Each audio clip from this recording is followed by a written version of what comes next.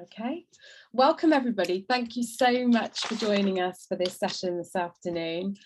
This is a session with Debbie Broadhouse, who is a coach specialising in practicing promoting positive mental health and well-being. So it's a really great session to end the expert speakers today.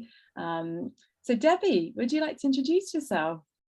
Hi everybody, thank you so much for being here. It's lovely to see so many friendly faces in this Zoom space. So, as this is the session on the benefits of silence, I promise not to overwhelm you too much with information. I will be inviting you to interact with me, and later in the session, there'll be an opportunity for us to participate in some silence together. And invite some curiosity into that experience and simply see what you notice about your relationship with silence. So as Jo said, I am a coach specialising in positive mental health and well-being. Primarily, my focus has been on helping people to identify the causes of stress in their life and help them to reduce that. And what I do believe is that some stress is healthy and useful and can have a positive impact on our lives, but too much of stress can lead to burnout, reduced mental health, and it can impact our relationships and capacity to have a meaningful life. The stress can occur when our nervous system becomes overstimulated and we are kept in a perpetual cycle of thoughts, actions, behaviours and responses to that stress, and it becomes our normal.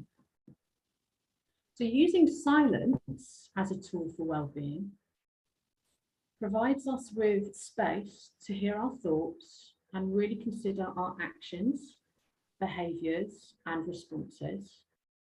It's really useful as a tool, and even more so if you have a good relationship with silence in the first place. So it's an opportunity to get beyond stress and into that place of stillness where calm can enter. And from that space, you're more likely to find the solutions to the underlying cause of the stress and to remedy it. So here's your first chance to interact with me. If silence were a new friend that you were making today, how would you like that relationship with silence to be? So just pop in the chat a word or a short sentence to describe that ideal relationship relating to how you would like to feel in that relationship.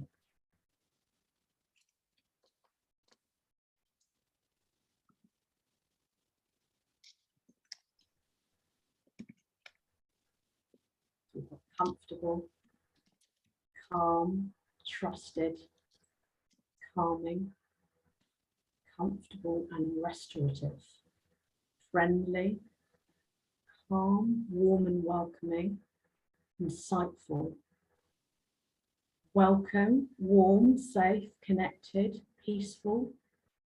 Love that. A partnership. Safe, calm, comforting. Oh yes, absolutely, Heather. Not scared of negative thoughts taking over. Is there anything else that we would like from this relationship? Our new friend that we're making today. Acceptance. Wonderful. So we're going to make friends today. Love that. So in recent years, because of COVID, many of us have experienced a shift in how we've lived.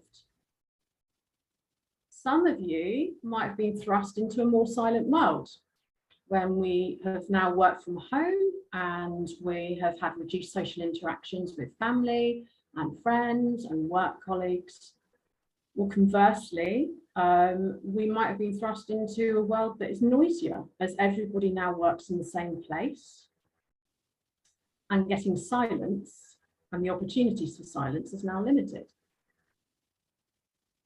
So, since our actions are born out of how we feel, I started to wonder, are we doing and saying what we do to get comfortable, or are we speaking and doing from a place of already being comfortable?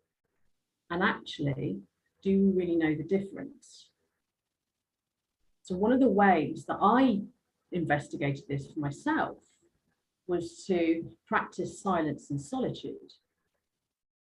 So you've got to remember that we don't do aware, we be aware. And silence and solitude gives us a chance to just be. So my interpretation of silence is any time where you purposefully allot time to just be silent. That means no TV, no radio, no phones, no reading material, no people, no pets, and no speaking, just you, all of you. Now, most of you will probably think, oh yeah, it's easy, I can do that.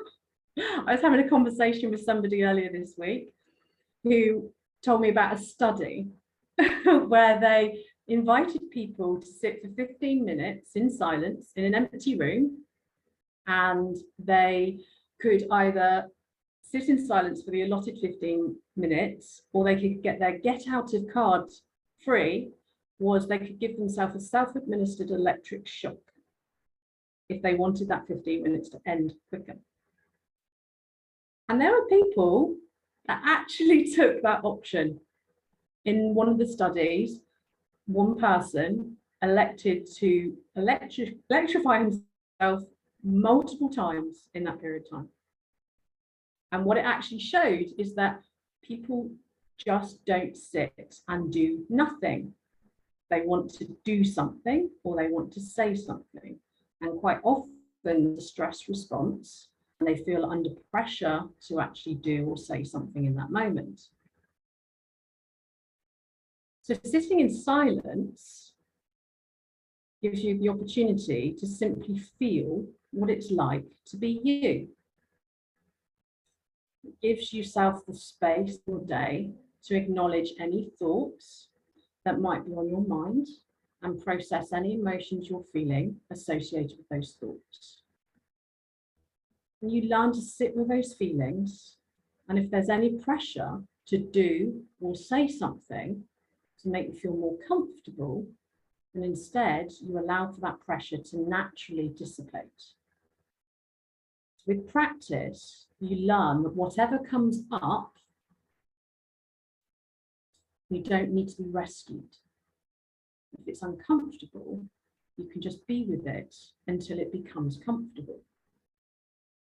Now, it's worth noting that if you're having a stress response to something and you have cortisol running through your body, it can actually take up to 90 minutes for those hormones to dissipate.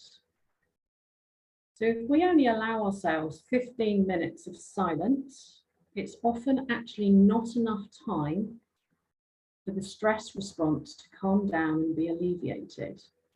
And by that stage, most people have already given up silence as a tool. Silence is an opportunity to slow down so you can tap into what you actually want and need, and hold space so you can do new thinking from a place of comfort. And when we do this, it improves our well-being, our mental health, and our relationships with ourselves and then with others. Because we're no longer operating from a stress response. We don't need to react to either ourselves or others from a place of stress. And we can be more compassionate about others who are having a stress response, and we don't tend to rescue them either. So that all sounds very great. But why don't we do it? Any thoughts? So life experiences have given us all a unique relationship with silence. And the discomfort always has its origins. So I'm going to give you a few examples which will help you to start being curious about your own experiences. But please do pop in the chat. I can see people already are, and we're going to come back to those. What's coming up for you that might, because that might help resonate with somebody else about what might be stopping them from accessing silence. So for some of us growing up, we certainly weren't encouraged to be silent for the purpose of well-being or mental health. Instead, silence might have been a command. Imagine a man stood in front of you demanding silence. We might have lived with the belief that children should be seen and not heard. So someone now telling us when we can speak or making us feel like we shouldn't might lead to us being a bit rebellious about silence now. Another belief that is still quite active is that if children aren't silent, then they're up to no good. How many of us have heard that? Or perhaps as parents considered that our children might be being a little bit naughty behind the scenes if you can't hear what they're up to. But this association of silence with doing wrong or not being trusted may actually have an unconscious impact on us later in life. The answer me when I speak to you, ghosts of our past, that might be putting you under pressure to speak, often before you've been given a chance to formulate an answer, or even if you'd rather stay silent, people can feel like they're expected to speak and it becomes a habit. Silence might have been used as a form of punishment, being given the silent treatment. And therefore silence can bring up feelings of rejection, loneliness, feeling isolated. And if that was painful, then they're going to avoid silence as a tool for well-being now. Silence can be associated with the loss of somebody. The house was too quiet without her. The death of somebody, or when a child leaves home, or if there's a marital breakdown, with somebody leaving and taking all of their sounds and noises with them, of which many were likely comforting, silence can feel like a painful reminder. Lastly, it could simply be that we lived in a house with lots of family members, and we lived in an area where there were lots of other people. So we might have shared a bedroom and living spaces, and even going outside, we were surrounded by the sounds of life, and we were part of those sounds. And so sound reminds us of family, connection, community, togetherness. And so therefore in silence, it can make us feel disconnected from all of that. And perhaps it makes us sad, so we avoid silence rather than feeling these particular feelings. So let's go to the chat. Quick look through what some of you have been saying. Please feel free, if any of those resonated with you, just to put in the chat. So lack of time. Absolutely. The mind jumps in and gets us doing stuff. That is absolutely brilliant. You know, this sense that you can't just sit and that you're not allowed permission just to sit and be and not do something, and this pressure to be constantly taking action and that having that busy bee-ness around you is absolutely a driving force for why people don't sit and do nothing. Feeling like we haven't got time. So there's a sense there that, you know, we have to make time if we want this to be something as part of our day. Habit, absolutely. We get so caught up in the day-to-day of our lives that we don't even think just to sit and be with ourselves, by ourselves, and check in and tune in to what's going on for us. We don't always understand the benefits. It's always hard to do the doing than be the being. Absolutely. It actually takes courage to just sit and allow feelings to come up to the surface and to deal with them. So much of the time we suppress our emotions as we go about our day-to-day lives, that when it's easier just to do. Then we don't have to think about them. So actually sitting in silence takes courage, because you're going to invite some of these feelings to come to the surface, and you're going to deal with them in that moment. And sometimes if there are aspects of ourselves that we don't want to reveal to other people, we don't want to be vulnerable around other people, we can shelve dealing with emotions and sitting in silence into a later date, and then we get caught up in the busyness, and later never comes. We're not used to it. Just go back to that one. We're not used to it, and we love instant gratification. Absolutely. We go back to what I was saying about that stress response. It's taking about 90 minutes for cortisol to leave the body. It isn't instant gratification sitting in silence initially. It takes work to actually sit in silence and to actually be. And you might have to sit in silence many, many times before you actually even feel comfortable with it. But when you do, when you get to the other side of it, it actually can be a really beautiful experience. One of the joys of silence is that you can't actually control everybody else's silence, but you can control your own.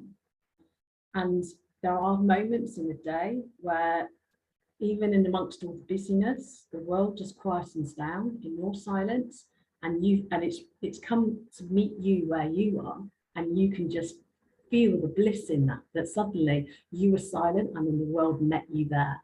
It's a wonderful experience. Loving being with other people. You can be with other people and practice silence. Sometimes this pressure that we have to speak when someone speaks to us, we don't have to. One of the greatest gifts we can give to other people and to ourselves is actually to choose when we speak and when we don't speak. And so we should never feel under any pressure to contribute or put our voice to something unless we actually believe in what we're actually saying and that it's right and useful for us to do so. It's often not linked to a sense of achievement. Other perceived priorities getting in the way. Let me see.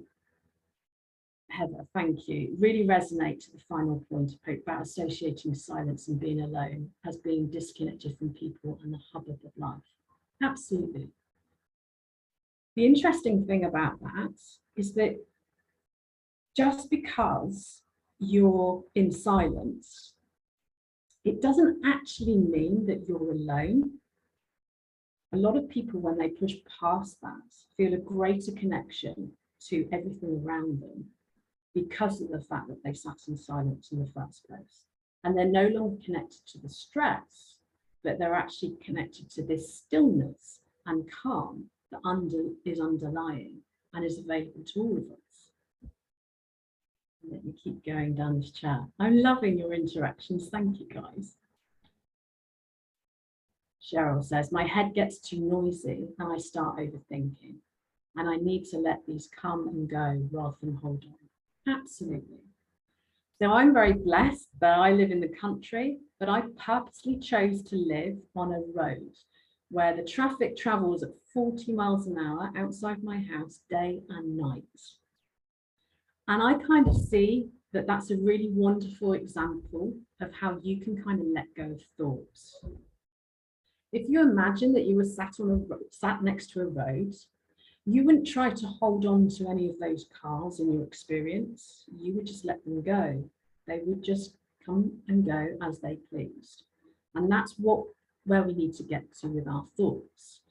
We need to allow these thoughts just to come and go and to give them no more attention than they actually need.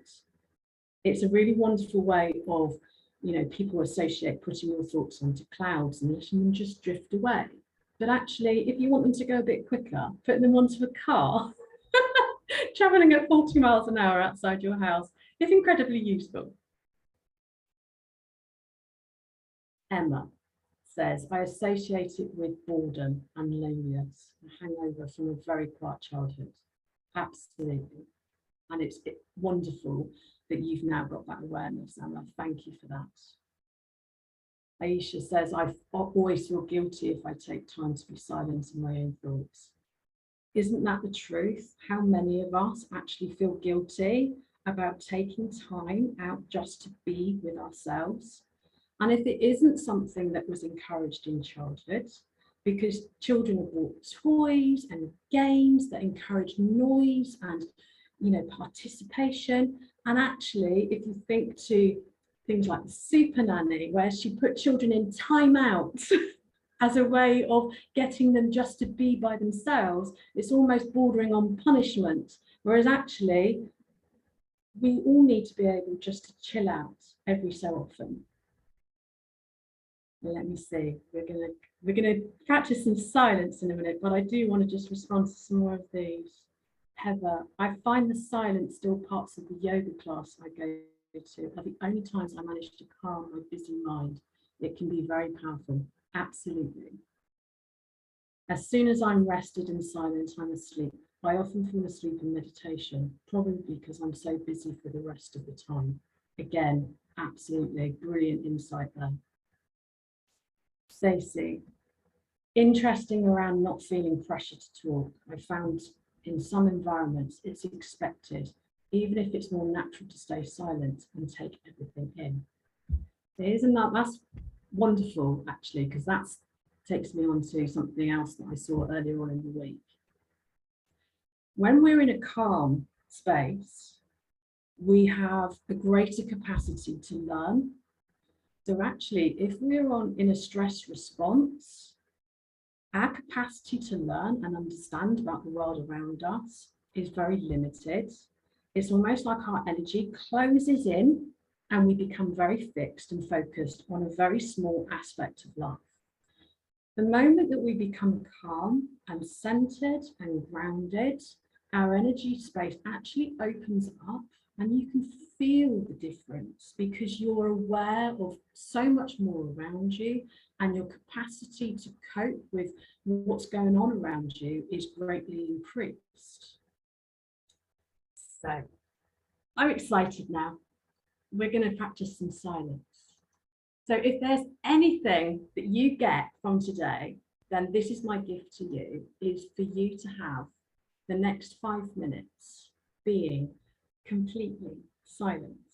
I'm not going to do any talking. And I want you to give yourself permission just to be in this space.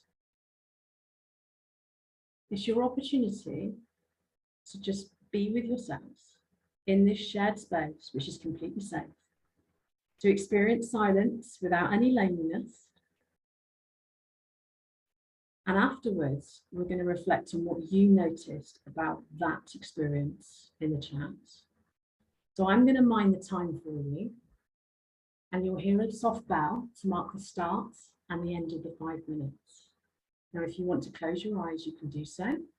If you want to soften your gaze, then do so. But just enjoy the next 5 minutes of peace and tranquility.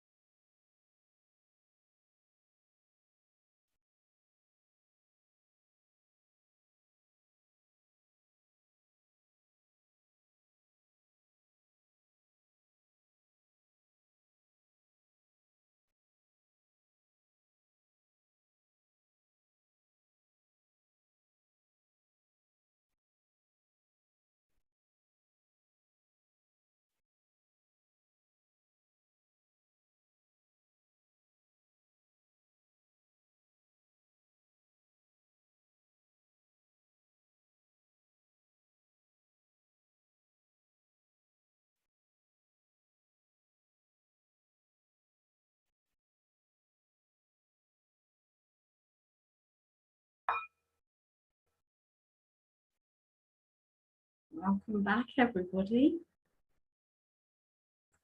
So, what did you notice about that experience?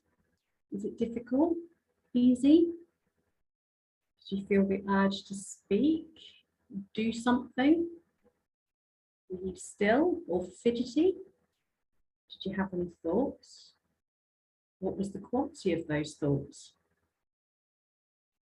Does how you felt in the last 5 minutes resonate with the word you chose at the start of the session, with how you wanted your relationship with silence to be? I love that, Stacey. Relaxing and weirdly comforting. Absolutely perfect. My instinct was to think about what I could be doing. I was strong though and sat quietly, almost dozed off. Perfect. I heard the sounds around me, but no thoughts racing through my mind. I enjoyed it. I noticed my body aches. I was wondering how long it had been. Towards the end, I felt like the trivia dropped away and I was thinking about the important things in life. Oh, wonderful. Wonderful to go inwards. Wanted more, which I guess is what I need at the moment. Brilliant. Katie said, I found it so difficult to be with, hearing all the noises outside that felt louder than usual. But very quickly it gave way to comfort and peace. Wonderful. So now you've all experienced the benefits of silence. My best ideas come in silence. When I give the space to come through, perhaps I would fall asleep more easily if I held a boundary for more space earlier in the day. Imagine if we started every coaching conversation with a gift of 5 minutes silence for our coachee to arrive and fully connect with themselves. Thank you, Jo. Heather, enjoyed gazing out the window. It was more difficult when I closed my eyes. So that's interesting, and you can play with that. Cheryl found it hard at the beginning, but felt calm at the end. Thoughts came in that just thought of them as a passing car. Wonderful. I was thinking the same as Jo, giving my coachee a couple of minutes at the end to recenter in a safe space. Absolutely brilliant. And this is what I hoped for, is that you would take this new awareness and see how you can apply it to yourself and gift this to yourself, as well as to people that you come into contact with, whether it be family members, friends, or people that you coach, if that's where you are in your business profession. So if you think about the coaching relationship, really what we do is we facilitate the space of silence, and we hold that space for the duration of a coaching call, and we give that space to the coachee to be able to communicate exactly what they need in that time.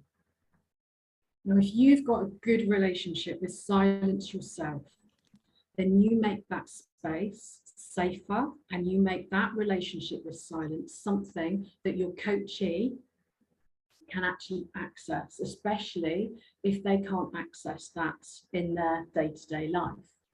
So we've talked about how your relationship is with silence, and we've seen some of the challenges. We've also talked about some of the beliefs that we carry from childhood that change our behaviours now.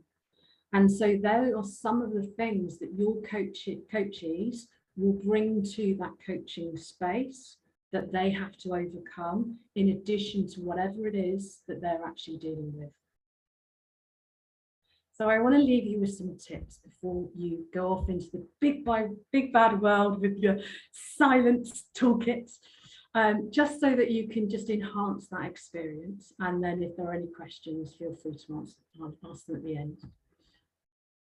Because practicing silence is not something that we purposefully do, this is something that you will have to schedule in, and you're going to have to set yourself up for success. So choose a time when you know you can just be without distraction or interruption, and in a place where you feel safe and comfortable. Start off with an amount of time that is useful for you. So for one person, it might be 5 minutes. For another person, that might be 5 hours. My longest silent stint actually has been 36 hours. And I needed it. And if you can gift yourself that amount of time, I'd highly recommend it. It will change you. As you continue the practice, do increase the time that you give for your practice. And be there on purpose, be intentional and be present. Allow whatever needs to go, and whatever needs to come. Remember that it takes a little while for the mind to settle. It's a bit like when you're riding a bike or spinning a gyroscope. Even after you've stopped doing the action that makes the wheels or the gyroscope turn, the momentum of the action will continue to spin them. And when they come to a rest all on their own. And that's true for your mind as well. Allow your mind to at least reach that place of stillness before you give up on silence. Quite often, we associate noise with just auditory sounds, but noise can be visual too. So cluttered and untidy rooms with piles of mess or unfinished jobs around can make us feel uncomfortable and stressed out. So practicing a space that is visually peaceful is the ideal. And in that context, anytime you give to uncluttering your spaces or tidying your spaces, you're gifting yourself and anybody else who shares those spaces a visual silence, which will then calm those spaces down. If you don't have access to this right now and your mind is still spinning, then play with your focus. You can relax your eyes so that you're not focused on one thing and you get into peripheral vision. That will help calm your mind. So you can soften your gaze, or alternatively, simply close your eyes. You can also shift your auditory focus to your breath. You can enjoy the silence between the pause, between the in and the out of your breath. Or if you live on a road like me, focus on the steady noise of the road traffic and enjoy the silence where there's no traffic momentarily. And this will take your attention away from your thoughts and allow it to settle. Lastly, the world does not have to be silent for you to enjoy silence or to practice silence. If you've turned off the TV and the radio, silenced your phone, and free from your go-to distractions, let the world be as it is. I think it was Jo who said the word acceptance in her relationship with silence. Accept the world as it is and allow yourself just to be silent, because that's the only thing that's in your control. When you eventually get to a place where you are undisturbed by any noise or even by the silence itself, and you can master that, you can help others to tap into that possibility for themselves. And because your calmness is exactly what other people need. So remember that everyone's experience of silence is completely unique to them, and to bear that in mind when you are interacting with others. That's it. Thank you, everybody. Has anybody got any questions they'd like to pose through? We've got some time left. That was absolutely brilliant, Debbie. I really enjoyed that. Your voice felt like a meditation, that session for me. So would love to see you facilitating more of these sessions. Stacey's asked, can you share an example of where silence has been really powerful in your coaching? Yes, actually. When you're in a stressed out situation, you have a tendency to want to be rescued.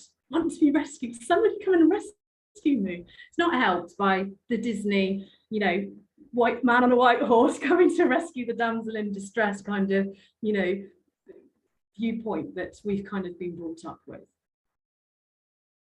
If you can just sit in silence with somebody and accept that they don't need to be rescued, that you can see them as whole and complete and completely resourceful and capable. And you can be completely undisturbed by whatever it is that they're saying, then that gives them that sense that they can actually find these answers for themselves. Quite often in coaching, people initially, especially when they first start coaching, are a little bit worried about silence. And so they don't put enough silence in there.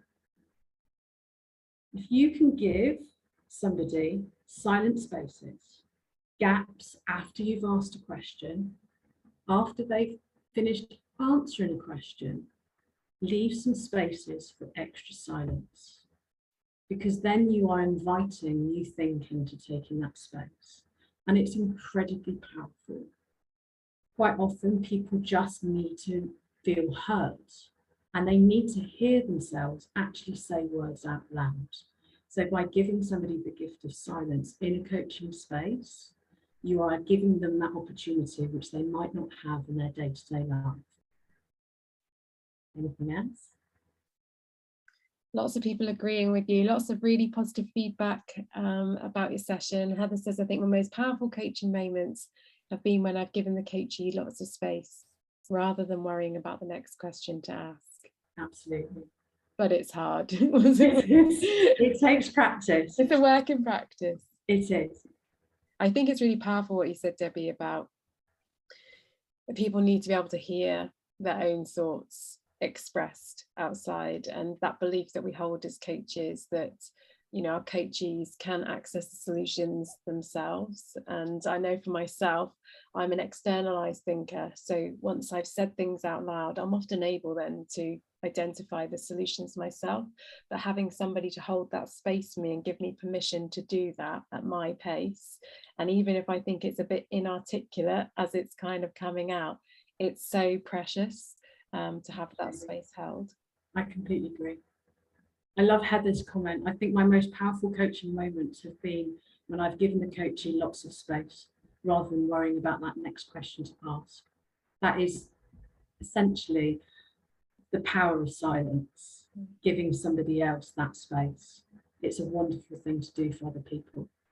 And thank you for giving us the gift today of that 5 minutes so welcome. Silence, because it is a rarity, whether we get so caught up in that sense of achievement and instant gratification as people have talked about. And I think you've given us a great insight today into, you know, a reminder as well of how it's useful as a coaching tool, and also how it starts with self, like for us to be able to be consciously aware of our relationship with silence, and to be able to center ourselves before presenting at, you know, at summits like this or facilitating coaching conversations can really, it will really impact on the experience that our audience or our coachee has with us. And the more that we can embody that space of calmness within ourselves and connect to it, the more opportunity we give our clients to connect with that themselves. And I'm really grateful that we met through the Coaching Crowd Business Lounge, I think, or the Coaching Crowd originally. I think you found us in the Coaching Crowd, and then have come and joined us in the Business Lounge. And, you know, that's what these communities, these virtual communities that we're all part of, enable us to do. And it's okay to be silent, watching and learning from others. You don't always have to participate and answer every question. And I think also, you know, for those of us that facilitate groups, that consistency and the visibility that we have in contributing to those groups, getting comfortable with that silence or not having continuous likes is also an important part of how we grow and develop our businesses. So thank you so much, Debbie, and thank you everybody for joining us today. This is the last session, as I mentioned earlier, for today. You're welcome to join Zoe and I at 7:30 this evening, and then we'll be back again tomorrow morning with a range of speakers starting at 9 o'clock, and we'll be on the hour every hour, with the last session at 2 o'clock tomorrow. Debbie, anything you want to say to close off today? Just that if you guys want to continue the conversation with me or the relationship with me, you can find me on LinkedIn. or if you prefer Instagram, my Instagram is Life Being Well, and very happy to connect with any one of you just to continue this relationship. It's been an absolute delight. Thank you so much for everyone's participation. It's made today wonderful.